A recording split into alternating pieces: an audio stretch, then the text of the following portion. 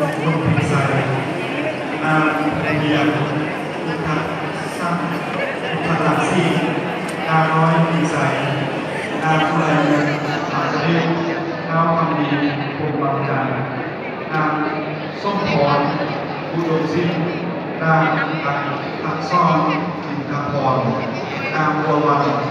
คำส้มบัตรเท้าแดงพรประสิทธิ์นางน้อยคำส้มขาวเท้าดูใส่เรือส้มนางนัดดาวังคำมีใจนางแงงสุวรรณทองเท้าซ่อนใจใส่เท้าปอกม่วงจงลำว่าเท้าใส่ซ่อนเท้าคำไทยเป็นสปีดเท้าพรคำสุนางเส้นมณีจันทราเท้าสุรี